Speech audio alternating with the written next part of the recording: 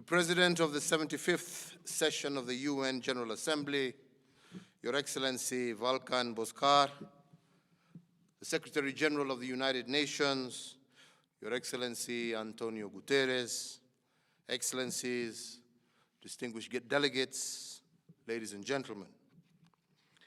I'm indeed delighted to participate in this 75th session of the United Nations General Assembly. Despite the unusual circumstances that we meet, circumstances created by the COVID-19 pandemic. Let me take this opportunity, Mr. President, to thank you and to congratulate you on your election, and I wish you a productive and successful 75th session and assure you of Kenya's full as well as constructive support. I'd also like to take this opportunity to congratulate your predecessor, His Excellency Professor Tijani Mohamed Bandai, for ably steering the 74th session of the General Assembly during this very, very difficult season. He ensured that notwithstanding the difficulties of the pandemic, the work of the United Nations continued. Mr. President, the 75th anniversary is a moment to reflect on the journey that we have taken. It is a moment to introspect, to establish if the anchor still holds, or if our community of nations has become anchored by the challenges of our time. This is an occasion to reflect on our world and its institutions. Have our relations and institutions been refined by experience and the passage of time, or have our institutions become battered and left not fit for purpose? At 75, the United Nations is older than most of its member states, and more importantly, older than over 96% of our global population. A clear majority of the global population today cannot relate to the circumstances of its founding. Yes, the United Nations in its birth brought rules and hope for a world in ruins. That was 7.5 decades ago. But what does it bring to the world today? 75 years ago, delegates from 50 nations who had endured immense disruption and suffering seized the opportunity to chart a bold new course for mankind. They were determined to save future generations from the scourge of war, and in so doing, they gifted us a timeless charter that has remained our shared framework of international cooperation. Your Excellencies, ladies and gentlemen, on this occasion of the 75th anniversary of the founding of the United Nations, we, the people of the United Nations, must rekindle the idealism, will, and spirit of the San Francisco Conference that founded our great organization. Today, mankind is confronted by complex, multifaceted, and gravely serious challenges. Across the world, we are witnessing constant disruptions that are generating great anxiety, uncertainty, and unpredictability. The COVID-19 pandemic best defines the challenges of our time. A challenge that affects us all. A challenge that we can only overcome if each one of us succeeds.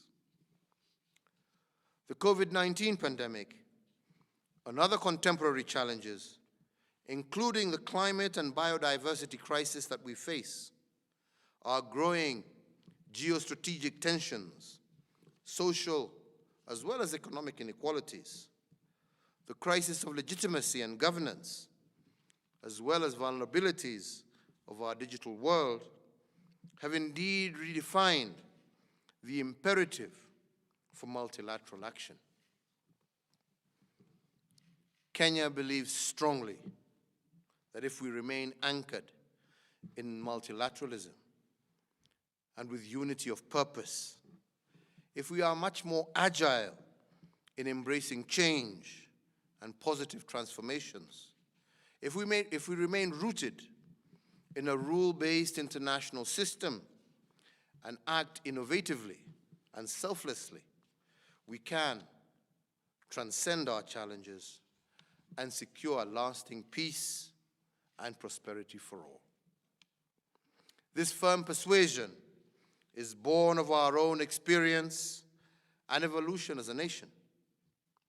Much like the United Nations, our country was founded on the ideals of liberty, unity, rule of law, democracy, and participation of the people, grounded on human dignity, equity, social justice, inclusiveness, equality, human rights, and good governance. I believe these are all shared global values. And Kenya acknowledges that we've had our challenges in meeting these, but that doesn't change the vision that we have for the future. We have worked, all these issues have worked for us in our domestic context, and I believe that they will serve the United Nations well, and we are confident that our community of nations can do far much more collectively than any one country can ever do alone. Your Excellencies, the theme of our 75th Assembly, namely, the future that we want, the United Nations that we need, reaffirming our collective commitment to multilateralism, is most appropriate and indeed timely. It speaks not only to the urgent need to review our actions at both national and global levels, but also responds to the pressing demand for effective multilateral action within a rule-based international system.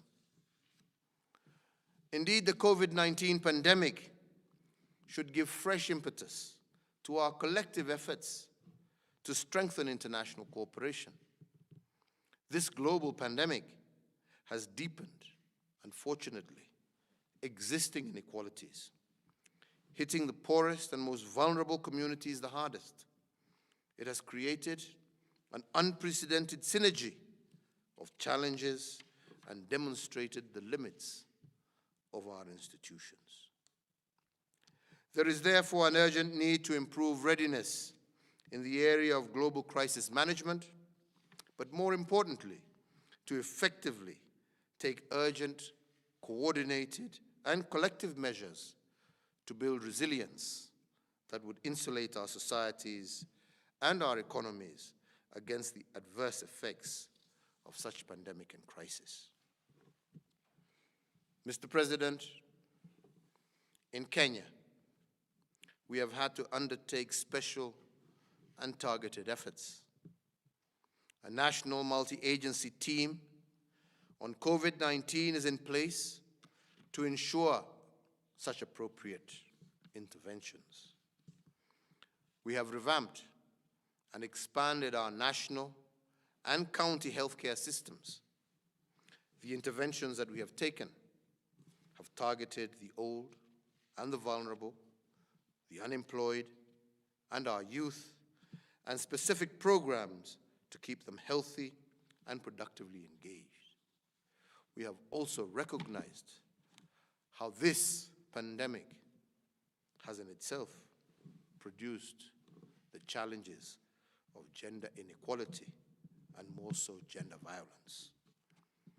We have introduced financial and tax interventions to keep the economy and businesses viable and solvent. And like everyone else, introduced social health measures, including cessation of travel, social distancing, the wearing of masks, and improving hygiene for all. And this has been achieved to the best of our abilities within an environment of constitutional civil liberties and rights, to prosperity and development of all our citizenry. At the continental level, Mr. President, working with the African Union, I have been involved personally in guiding collective continental actions together with my fellow heads of state and government who are members of the African Union Bureau. We adopted a continental COVID-19 mitigation strategy, which has had great success in coordinating continental efforts to prevent severe illness and death from COVID-19, as well as minimizing social and economic disruptions. Your Excellencies, what we have learned in the last 6 months is that no country, and I repeat again, no country can manage a crisis of this magnitude on its own. We have had to work collectively in order to build back better. We therefore call upon the global community to enhance cooperation and assistance to developing countries in vulnerable situations so as to bolster their economies and healthcare systems and to achieve universal healthcare coverage as envisioned in the 2019 UHC political declaration. Mr. President, this assembly is the pinnacle platform for debate on matters of global political concern. At no time in our recent history have global developments been as concerning as they are today. Global geopolitics and competition between global powers have complicated and severely undermined the global response to the COVID-19 pandemic. Indeed, they have caused severe anxiety and undermined coordinated responses to an economic and social character that would have left us in a stronger position as a global collective. Your Excellencies, as the President in Office of the Organization of African, Pacific, and Caribbean States, an organization comprising 97 countries, some of whom are the most vulnerable and poorest, I have become acutely aware of global geopolitics and competition that is not focused on helping us better build a stronger, safer, healthier, and more prosperous world. What is equally important is that even after addressing the acute phase of the pandemic, we must all remain collectively committed to global recovery. Developing countries seeking to have the existing debt moratorium refined and extended to December 2021, and an early replenishment of the IMF Poverty Reduction and Growth Trust and the World Bank International Development Association, as well as an early decision on the special drawing rights.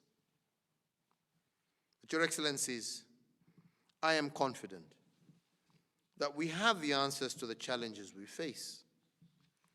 The SDGs are a model for multilateral action, which capture the common aspirations of mankind to end poverty, protect our planet's biosphere, and to ensure prosperity for all.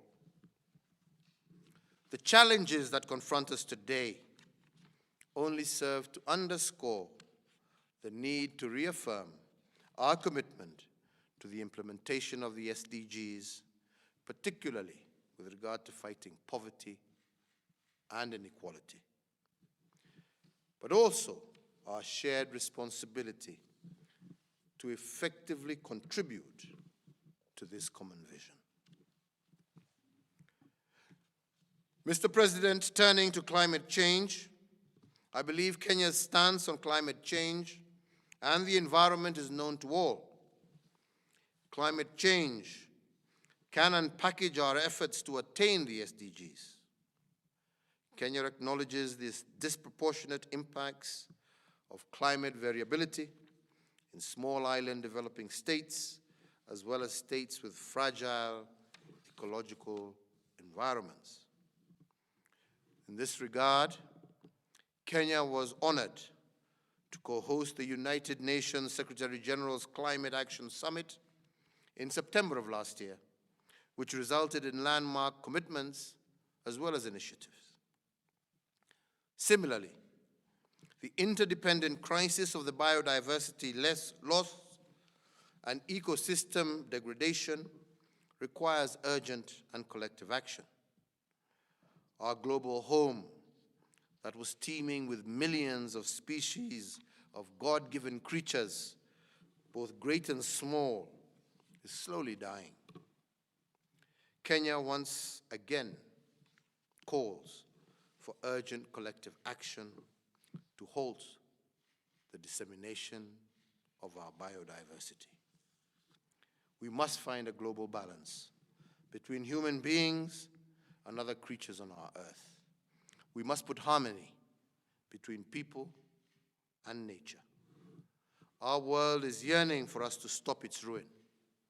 In this regard, we in Kenya look forward to the upcoming Biodiversity Summit that shall be held later.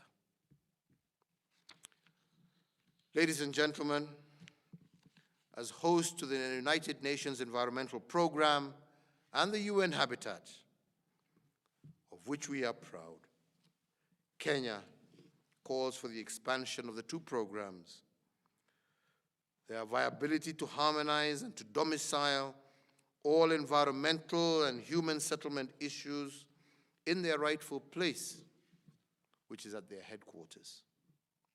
Kenya remains committed to continue offering the global community a conducive environment to declare the mandate of these two important UN organizations, UNEP and UN Habitat. Let me also remind all of us, Mr. President, that Kenya and Portugal will co-host the second UN Oceans Conference in the second quarter of 2021. We welcome you all to participate at the highest levels in Lisbon as we strive to harness science and innovation to scale up our conservation and the sustainable use of our oceans and blue economy. Your Excellencies, ladies and gentlemen, let me pause at this moment to sincerely thank each and every one of you for electing Kenya to the Security Council for the 2021-2022 term. The vote was an overwhelming affirmation of the trust and confidence that many members have in Kenya. I wish to assure you that Kenya will deliver on our commitments to the Council under the mandate of the African Union. We will work closely with all member states to ensure that the Council discharges its mandate in an inclusive, responsive, and consultative manner, because peace is a collective effort. Mr. President, Kenya has been a frontline state in global efforts to confront terrorism and violent extremism. We have consistently advocated for the need to build partnerships for a strategic and operational approach to prevent and to combat violent extremism, not just here in Kenya or our region, but globally. And even as we struggle with all other challenges of development and cooperation, we cannot afford to take our eyes over the ever-present danger of the existential threat of terrorism. Kenya was honored to have hosted the first ever African Regional High-Level Conference on Counter-terrorism and Prevention of Violent Extremism in July of last year. Kenya also welcomes the envisioned establishment of the UN Counter-terrorism Program Office here in Nairobi. As a country that has long contributed to global peacekeeping operations, it has been our experience that cooperation amongst various stakeholders, a clarity of mandate, appropriate training and equipping of troops, an integration of conflict prevention, peacekeeping, and peace-building measures, the participation especially of women, as well as the periodic reviews of the effectiveness of missions, greatly strengthens peacekeeping operations. Kenya will continue to advocate for inclusive, meaningful, triangular consultations between the Security Council, the UN Secretariat, and troop and police contributing countries. Your Excellencies, ladies and gentlemen, even though the world has made great progress since the creation of this great body, the United Nations, 75 years ago, our present challenges may appear dispiriting, and the journey ahead seem daunting and arduous. But existence is like a marathon of global proportions. I come from a country of marathoners, and I therefore appreciate the demands of endurance, teamwork, and persistence in conquering the road ahead. Together, I believe we can win this race.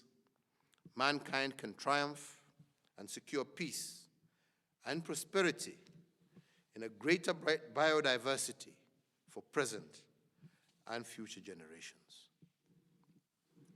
Finally, Mr. President, the Secretary General's recent appeal for a global ceasefire also includes a humanitarian call for the rollback of international sanctions and to reinforce the efforts of vulnerable, fragile, and conflict-afflicted countries to deal with the impact of COVID-19.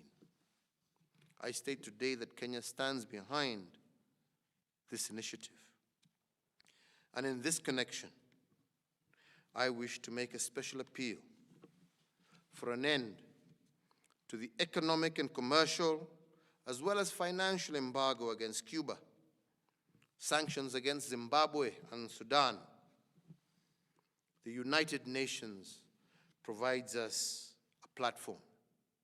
a platform to resolve age-old differences and unburden ourselves of these antiquated conflicts.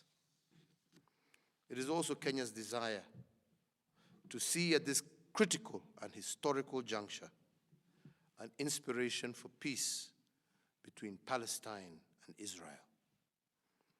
Kenya calls for renewed and genuine international efforts to find a just and lasting solution to the conflict based on the existence of two states, the state of Israel and the state of Palestine, within the framework of the relevant United Nations pronouncements. I want to thank all of you for your attention. Thank you, and God bless you all.